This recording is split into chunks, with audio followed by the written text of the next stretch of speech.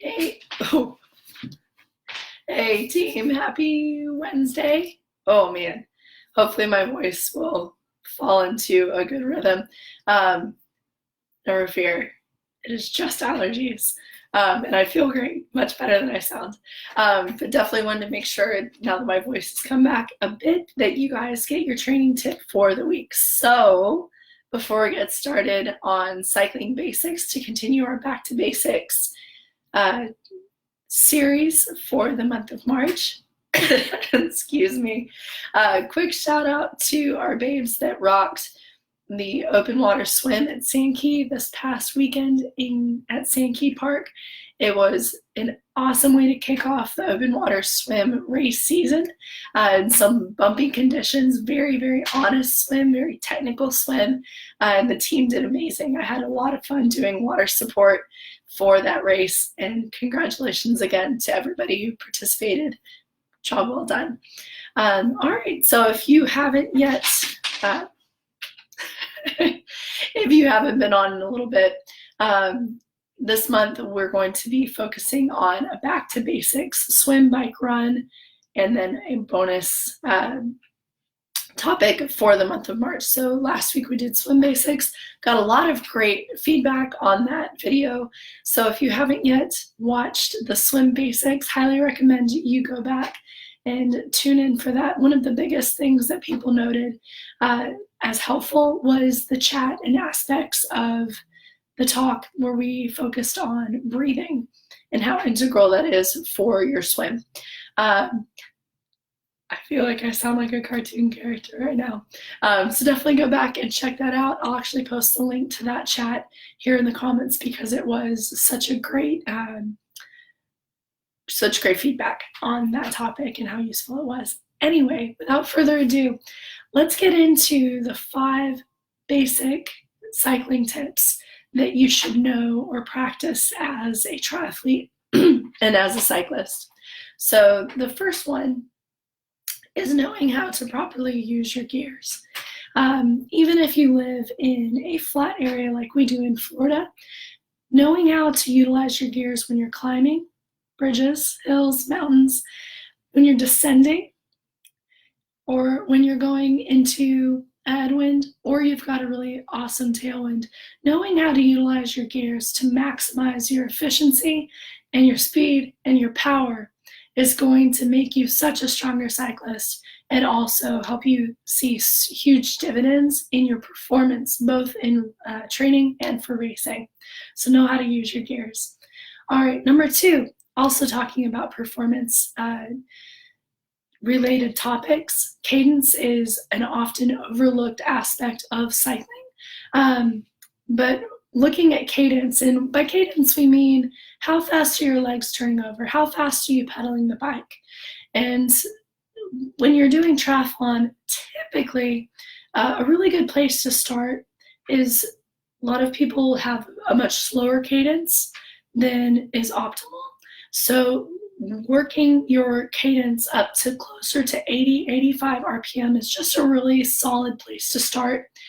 In a large part, one, it's very efficient in most contexts, but 2, especially when you are cycling and then running immediately after, like you are in a brick or in a race scenario, this is going to set you up for a very efficient run off the bike because it very closely mimics your run cadence. Run cadence is typically a little bit quicker than 80 to 85, but it's very close.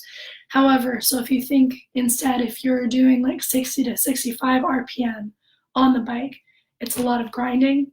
When you get off the bike, your legs are going to feel heavier and your body's going to have to take some time to catch up and work into that higher turnover like we like to see on the run.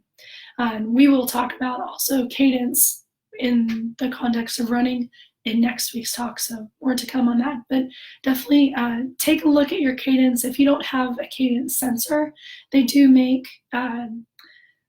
these little doodads that measure your cadence, and you can utilize them both for indoor and outdoor training.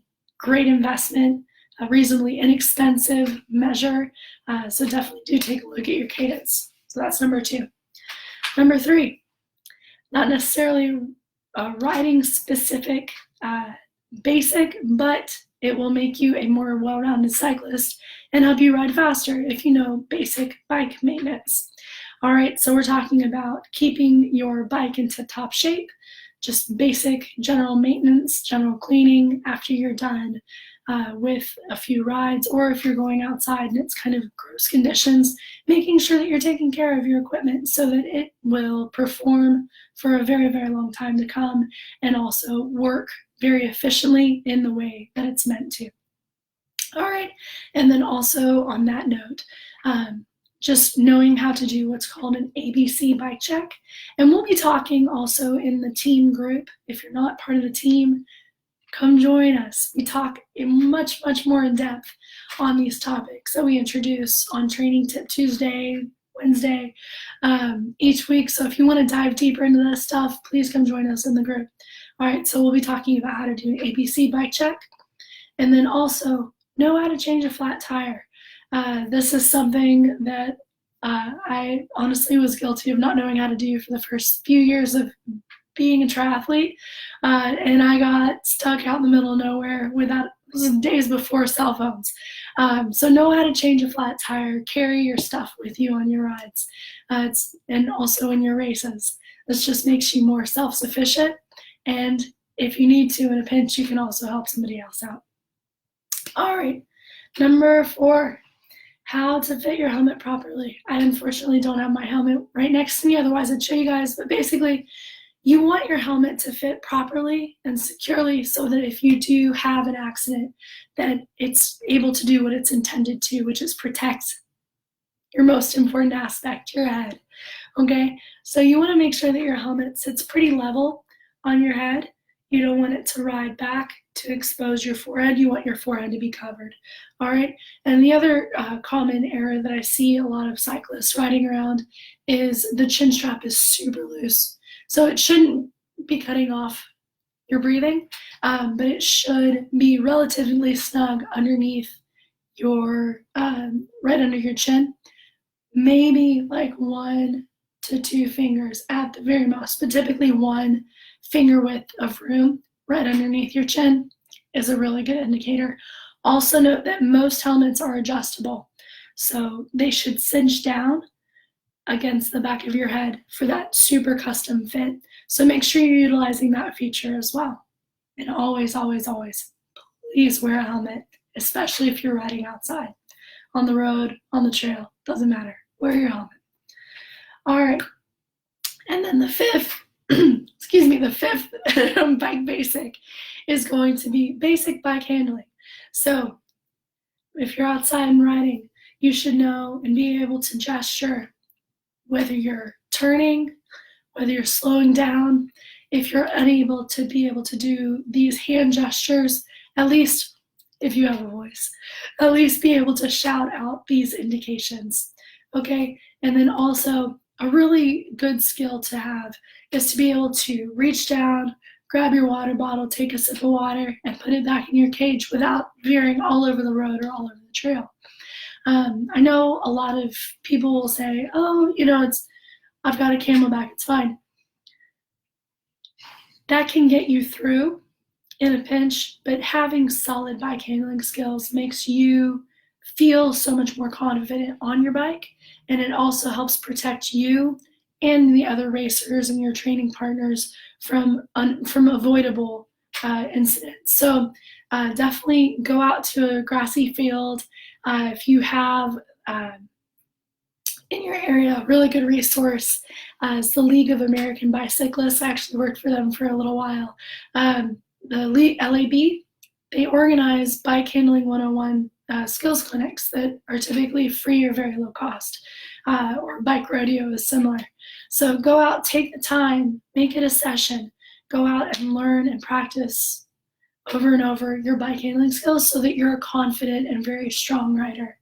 And this, again, will pay dividends in the future. Another fun way to get really good at your bike handling skills is to do some cross training on a mountain bike or on cyclocross bike and really practice those off-road bike handling skills. They transition very well to road and just make you an overall more confident rider. All right, bonus tip. Cynthia, great question. So Cynthia is asking, does a Garmin watch track cadence for you? So most Garmin watches that are in the Forerunner series, so Vivoactive, I'm not sure about that one, but Garmin, the Forerunner series like 920, 935, Phoenix S, etc., they do have the capacity to sync with a cadence sensor. And so you'll want to get the Garmin sensors, of course, work most optimally with a Garmin watch. If you've got Suunto or Polar, they obviously have equivalent sensors and whatnot. So you'll have a sensor on your bike that connects, I think it's with ANC or Bluetooth technology, that connects and gets a readout on your watch. So yes, you just need the right sensor. If you have questions, Cynthia, let me know.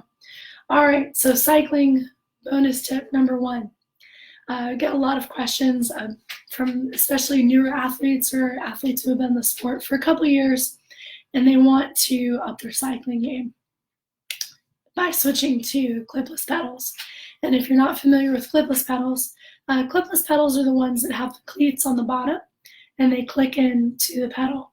And what this is really helpful for is that it helps you get very symmetrical power and effort output through your stroke, and just makes you more efficient throughout your pedal stroke.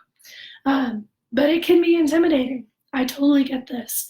So if you're making that switch from flat pedals to clipless pedals, take time, give yourself some grace, and give yourself a lot of patience in learning and adapting to this switch, because a lot of it is mental and just building that confidence. So, but to keep yourself safe and to keep your bike safe from any nicks and bumps, I would first get the hang of clipping in and out, especially if your pedals are new.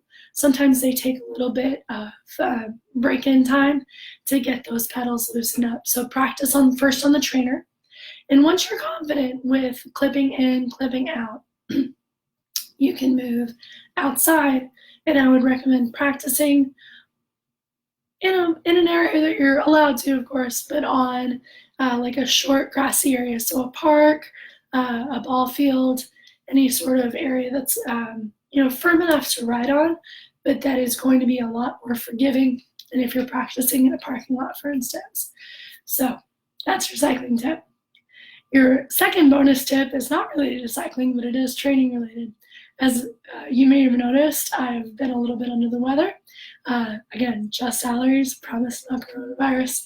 But a lot of our athletes have been feeling a bit under the weather recently. So the best advice that we can give is if, it's just kind of like a sinusy thing and you're not feeling this in your chest and you're not running a fever, keep moving. It's going to help your lymph system flush out and just kind of keep your body at a good homeostasis and help your body clear out whatever is going on. Definitely don't be afraid to reduce the intensity. And if you're really just feeling wiped out, don't be afraid to rest completely. The biggest mistake that I think we make in triathlon, and this is across the board whether you're sick or not, is not allowing our bodies enough time to rest and recuperate. And it wears you down. So if you're just feeling super wiped out, if you've got severe illness, if you've got a fever, take the time to rest and to recover and to let your body regenerate. Because it's better to give your body, those 2, 3, 4 days a week even to rest, recuperate, and really come back 100% than to get 75% healthy and then just go, oh God, I got to get back to training. And then you hammer, and then 3 days later, you're right back to square one and sick all over again. So rest, recuperate, and then rock out is what I like to say. So hope everybody is feeling good, training well, having a good time. Also, if you have any questions about cycling basics or things you want to dig deeper into, please let me know. Coach Ray is going to be doing a follow-up Friday, in the teen group. So if you're not in there already, like I said, please come join us. You can get a trial just to check things out, see if it's a good fit. And also, if you are coming out to the Thursday Sand Key Swim, if you're local to Clearwater, do note that with the time change this week, we are pushing it an hour later since we have more daylight in the evening. So we're going to start tomorrow at 6 p.m. Sand Key Park. It's totally free. Come out, swim with us, have a good time, and see the sunset. All right, guys, have an awesome week. Thanks for tuning in, and we'll see you soon.